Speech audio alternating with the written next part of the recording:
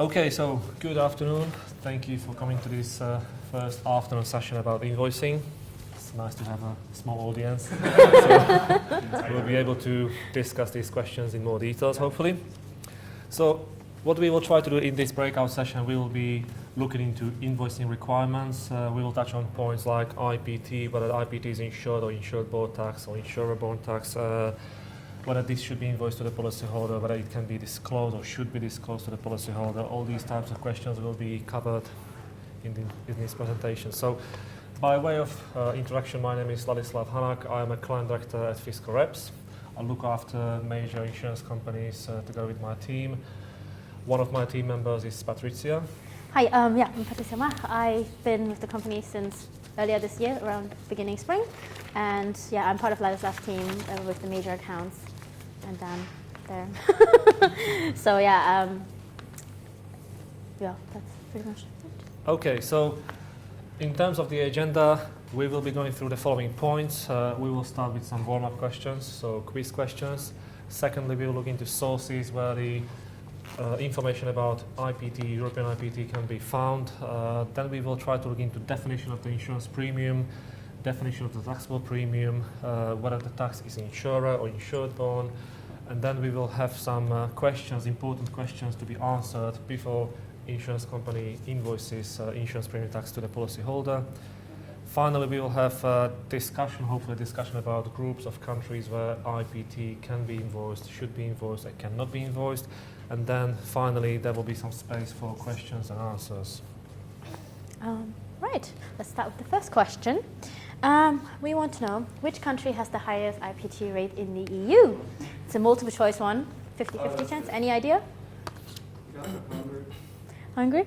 Hungary has a 10 or 15% rate, but Sweden actually has a 32% rate on motor, and Denmark has actually an even higher one. For certain conditions, it has more than 40% tax, which is quite considerable, making it actually the highest IPT in Europe. The second question. Yeah, sure. Yes. Take your time. Mm-hmm. Well, the second question is who pays the premium tax in Hungary? Is it the insurance company or is it the policyholder? So I'll give you a hint. It's an insurer borne tax, so it is paid and declared by the insurance company, and it's insurer borne tax. So premium basically is paid by the policyholder, but tax is paid by the insurance company in this case. So in terms of this item, we could be talking about the default position, who pays the IPT. That would be deemed to be a tax payment debtor, that is by default an insurance company. Who bears the cost of IPT? We are talking about the tax debtor. By default, that's usually policyholder. So in terms of group of countries, we could be looking at countries like Austria, where IPT and insured borne tax, it's paid by the policyholder with a premium. However, the insurance company has to register for IPT and declare IPT to the Austrian tax authorities. Fire protection tax, FPT, is an interesting one because it is an insurer borne tax, so insurance company bears the cost. However, the insurance company has the right to invoice up to 50% of the fire protection tax back to the policyholder. Then we could be looking at Hungary, and as we mentioned, Hungary has an IPT that is insurer borne tax. So in this term, the tax debtor and the tax payment debtor would be the insurance company. IPT is calculated on the gross premium received by the insurance company, so that's an important fact to be considered. And then finally, Belgium is a country where, for example, a parafiscal charge in army could have insurer borne tax part and insured borne tax part as well. So in terms of fire insurance, where there's a 6.56% rate, the first part, which is the higher rate, 6.5%, is an insured borne tax, whereas the smaller part, 0.06% rate, is an insurer borne tax rate. So in terms of who should register for IPT, who should pay and declare IPT, we are looking at three different groups of countries. So by default, if there is an FOS insurance, insurance company should register and pay IPT and declare IPT. So countries like UK, Austria, Germany, Belgium, for example. Then there could be some instances where the policyholder has to register for IPT. That's mainly in cases where there's an insurance relationship with non-EU, non-EEA insurance company. In that case, the policyholder has to register and pay taxes. And then finally, this group of countries like the Netherlands, if there is for example, if there's a broker located in the Netherlands, and if the broker is authorized to receive premium on behalf of the insurance company, the broker has the responsibility to register and pay taxes on behalf of the insurance company. Yeah, that happens to us at the moment. Oh. The broker in the Netherlands pays on our behalf. Yes, yes, that's Yeah. quite common. Yes. So it's possible to change next year that the broker will be based in Ireland. So Okay. we That needs to be figured out. responsible ourselves. So that means risk reps will be representing Right. Yeah. Greenland and Netherlands. Okay. But more than likely now next year that will be the case. Okay. Yeah. If we move on, question number 3 is the insurer required to appoint a local fiscal representative in Bulgaria? Yes or no? So what Any do you guess? think? What is the right answer? No is correct. Correct. It is. It's mostly because we do work with we do work with local associates just because everything is in Bulgarian. The return should be in Bulgarian and everything is in Bulgarian left, so it's easier to have the office deal with it. Right, question number 4. Which European country doesn't apply IPT on FOS insurance premiums? Is it A, Norway, or is it B, San Marino? No, San Marino do apply IPT on FOS insurance premiums. That's 4% IPT rate. It's an insurer-borne tax. However, in Norway, there's no IPT applied on FOS insurance premiums currently. There are some parafiscals, it's called NNPP, which is Norwegian Natural Peril Pool, that is applied to fire insurance written by FOS companies in Norway. Moving on. Which country joined the EU in July 2013? Is it A, Serbia, or B, Croatia? It's a bit of a history one. Yeah. Any idea? Right. It's correct. Okay. Yes. It is. It's actually one of the newest country to join the EU, and because it is new and the IPT regime is quite new, there's a lot of things we don't know about, and a lot of things that the tax authority haven't even thought about. At the moment, we're aware that there's a fire brigade charge that is related to actually. There is with a lot of details for districts. Sometimes they split it up according to districts, and then there's a motor liability IPT for now, but it might change in the future. Who knows? Because it is quite new. Oh, yeah. All right. So that brings us to the question number 6, and Patricia kindly kind of answered this question. So the question is the IPT regime in Croatia? A, no, IPT exists in Croatia, or B, yes, there is IPT regime in Croatia. So which is the right answer, A or B? Difficult one, this one. Yes. So in this case, I'd say B. B is the right answer. There is an IPT regime in Croatia. There's motor IPT that applies to motor hull insurance class 3 and motor third-party liability insurance class 10. So definitely there's IPT regime applied to FOS insurance companies.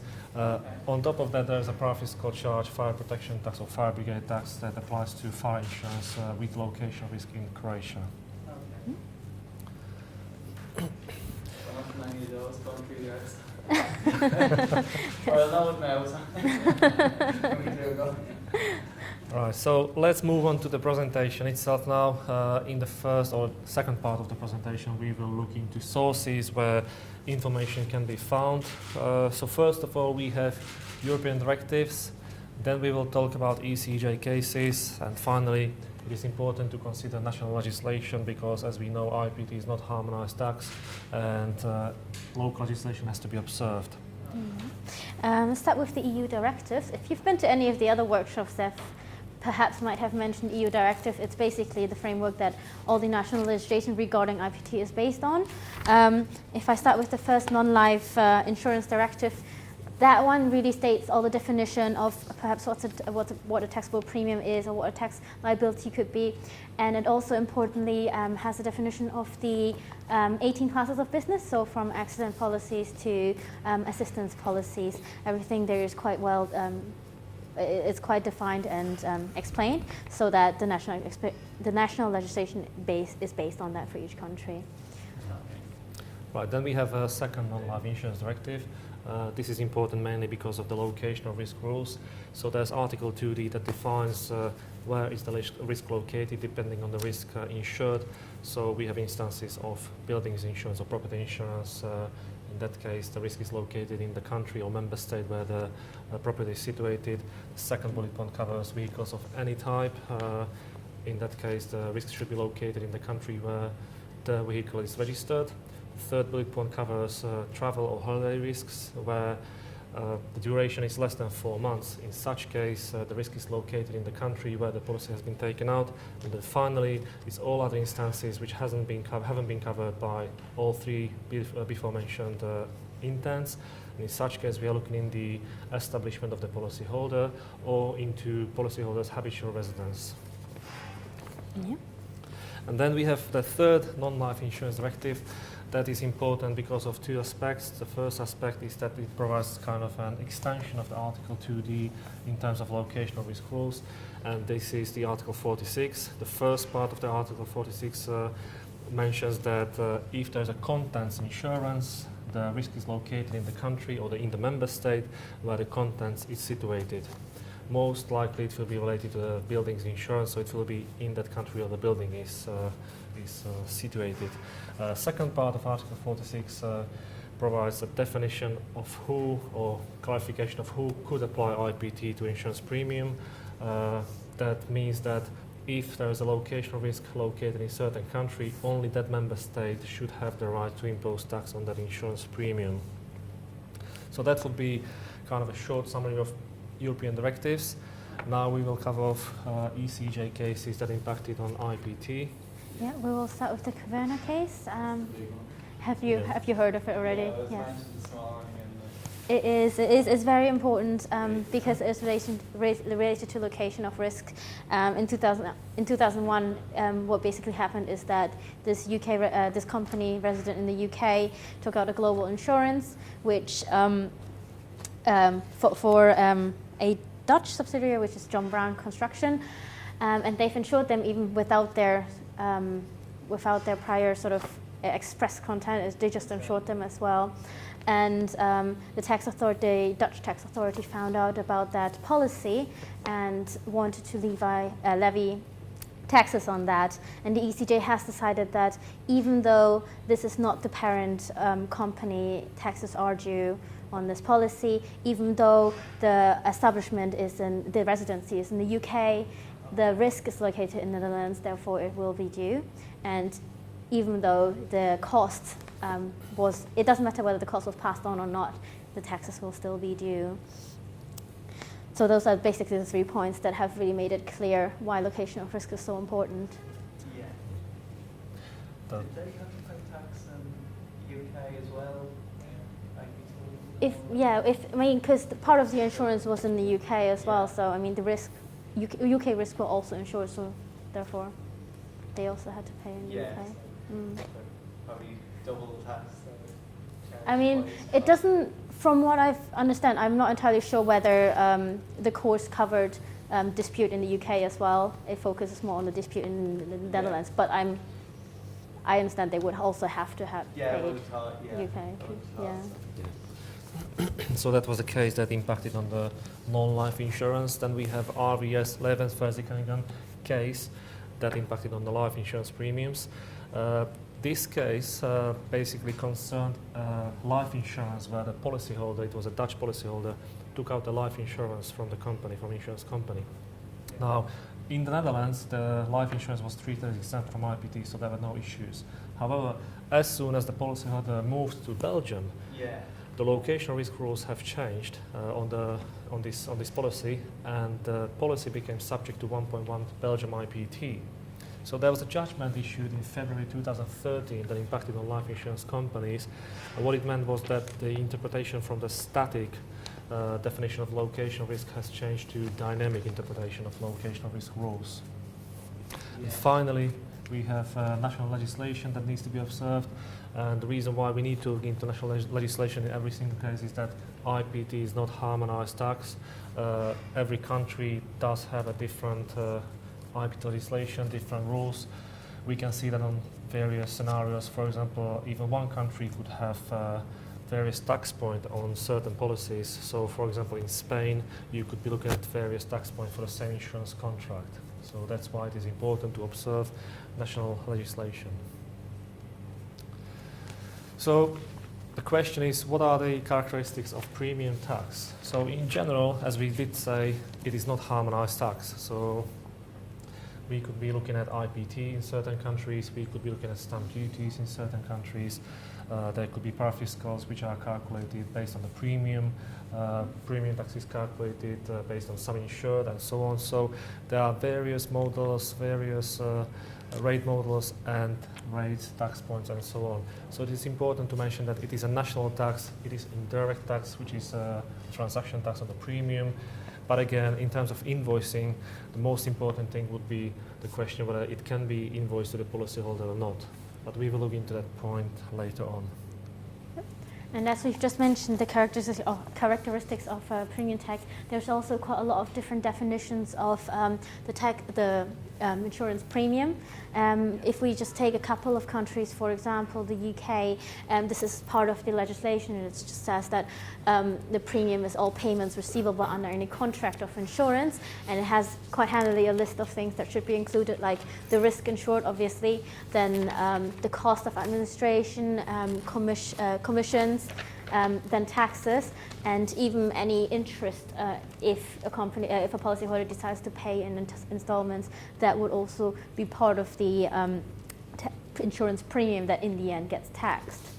And because if you vary those, if those variables are differ from countries to countries, and based on that, if you take a percentage, obviously the value is going to change. So that is in the UK, but as we'll see, Germany has a slightly different story.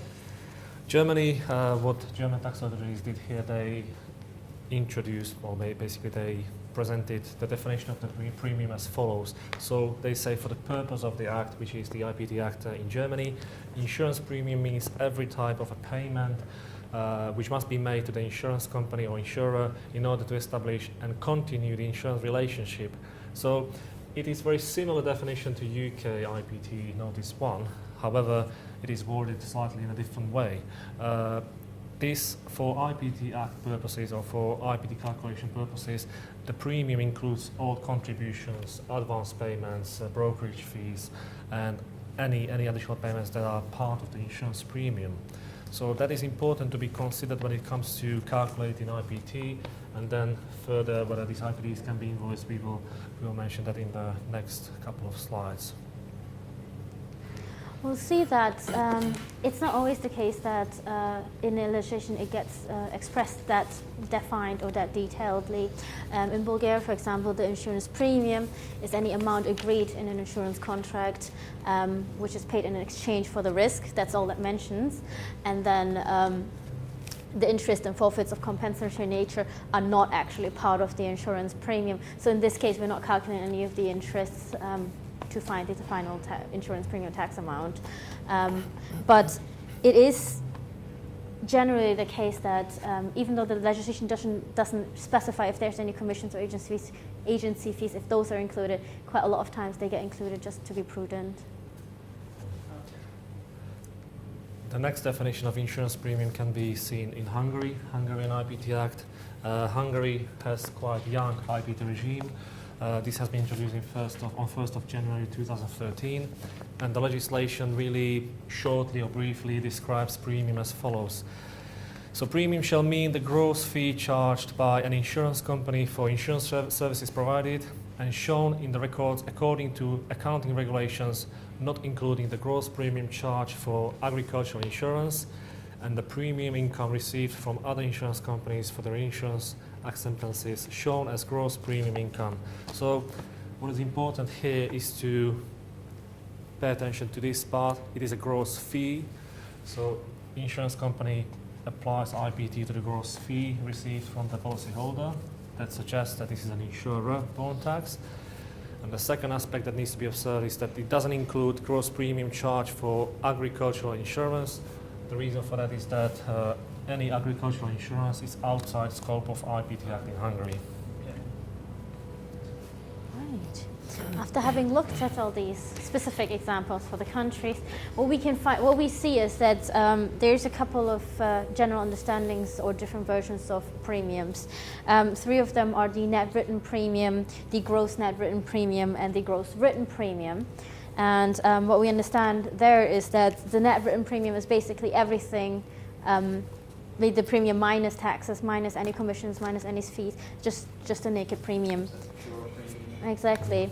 Then we have the gross net written premium, which is actually from the data processing side what we use the most. It is all the commissions and fees included, but excluding the taxes.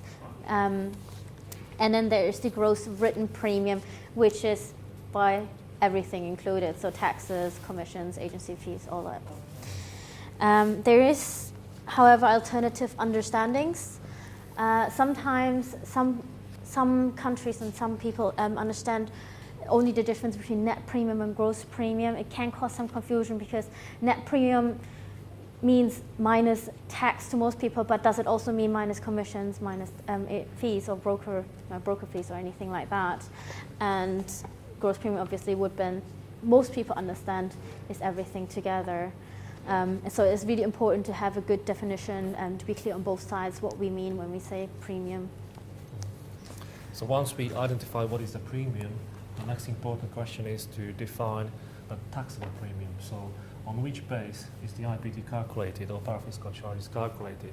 So we will run through a few examples. Again, we will cover UK, Germany, Bulgaria, and Hungary to give you some more insight into definition of taxable premium as per local legislations. Yep.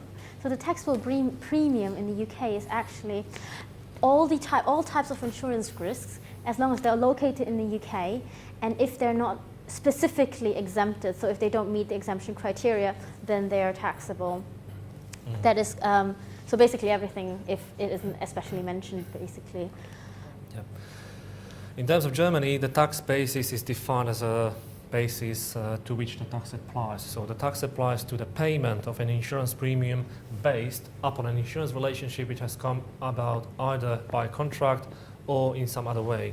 So this is very wide definition of insurance contract, because we could have on one hand specific insurance contract that covers insurance relationship, but what is meant by some other way, it's very wide definition. So it could be potentially an email, could be potentially a document that covers insurance relationship, but on that case there would be a premium payment and German IPT would be calculated on that basis.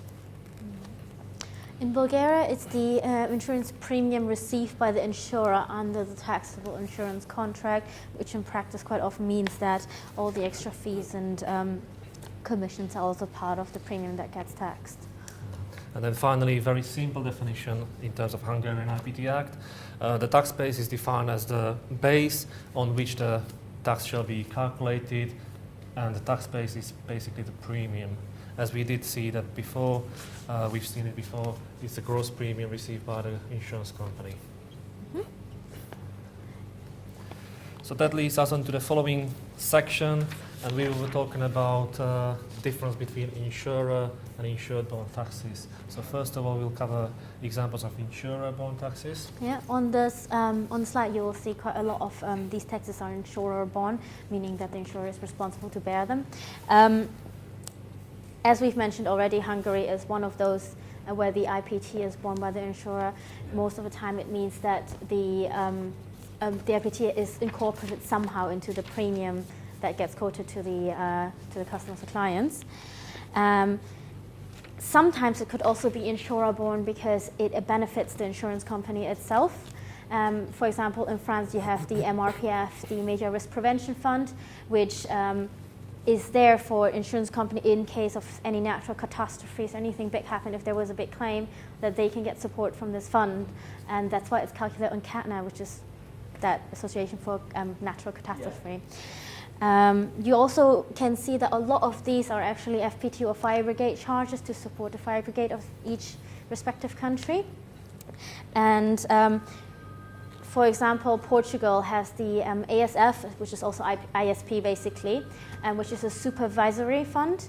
And what the money is basically, the funds are basically used to support the regulatory authority for the insurance company, and that's why it's insurer-borne. So those were examples of insurer-borne taxes. The second group of countries that we will be looking at are countries where taxes are insured-borne, and in such case it would be prudent to show them on invoices. So first of all, we will be talking about Austria. Austria is a country where IPT is an insured-borne tax, so it can be invoiced to the policyholder. FPT, as we have mentioned, is an insurer-borne tax. However, the insurance company has an option to invoice up to 50% of the FPT amount back to the policyholder. In terms of Belgium, insured-borne tax would be the IPT. We have been looking at INAMI previously, so the first part of the tax rate, first tax rate for INAMI would be insured-borne tax. In terms of Germany, IPT is an insured-borne tax, so again 19% default rate can be invoiced to the policyholder. French IPT is again seen as an insured-borne tax. Similarly, Croatia, Portugal and Slovenia, the IPT or stamp duty in Portugal are seen as an insured-borne taxes, so they could be invoiced to the policyholder. So that leads us on to important questions that need to be answered. First question is, can the insurance premium tax be invoiced to the policyholder? If the answer is yes, that leads us on to the second question, which is the insurance company legally required to disclose the IPT amount to the policyholder? In some cases, legislation is clear and it says that yes, it has to be disclosed to the policyholder, for example in Germany. In some other cases, it's not clear and either market practice prevails or there could be prudent approach applied. Third question is where should the insurance premium tax amount be shown? Is it in the contract? Is it in the invoice? Is it in some other documents? That's an important question to be answered. So actually, we can divide these countries and their regulations into three sort of loosely fitted groups. We call them ABC. Group A would be anything that has clear rules in the IPT legislation, which we can directly sort of read out of or interpret. Then there's Group B, which is where we interpret a lot of the information from the VAT law, actually, and then where we have good communication with the tax authorities and they have given us guidance on how it should be done. Then there's Group C, where if it's a new IPT regime or if they just haven't really thought of it, there is no clear guidance, it's not part of legislation, we haven't really heard from the tax authorities, where most of the time we'll have to go with market practice and what's being done, and also obviously common sense in this case. Okay, so let's look into Group A. So within Group A, we'll mention Germany, Bulgaria and Italy. So Germany is an example of a country where there are specific rules and the IPT legislation is very clear and explicit. As you are probably aware, in November 2012 there have been discussions around changes of German IPT law. Then changes have been introduced from 1st of January 2013. However, some specific changes were effective after 31st of December 2013. One of those changes was the invoicing requirement.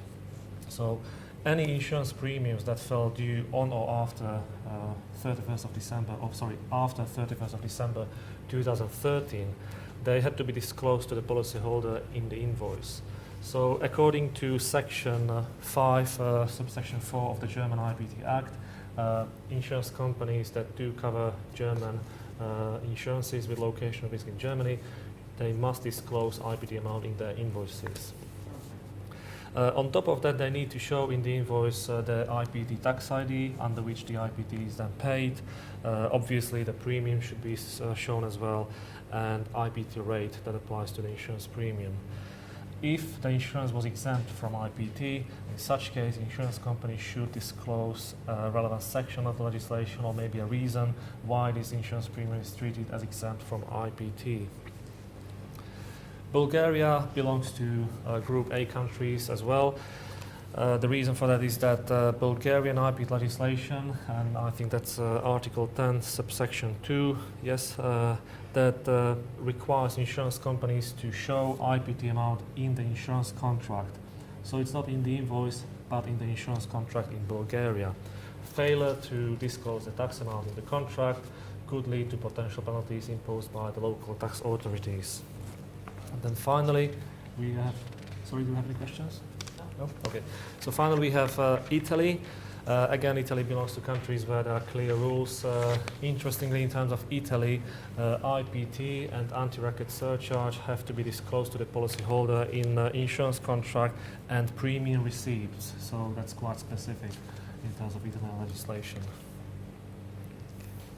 We can now look at Group B, which is the group of countries which have sort of a guidance based on either what we know from tax authorities or from the VAT law.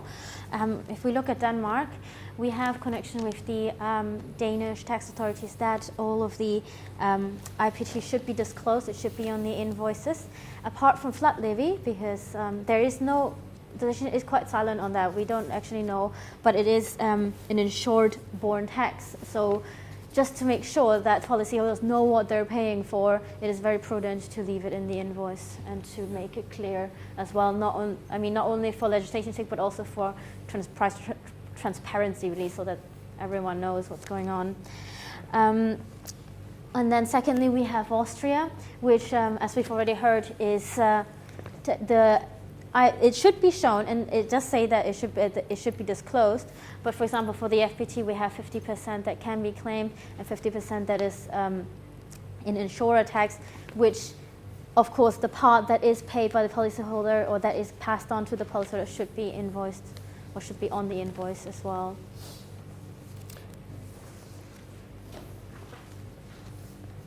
So then we have Group C. Group C is formed by countries where there's no clear definition or clear explicit identification whether IPT should be shown to the policyholder.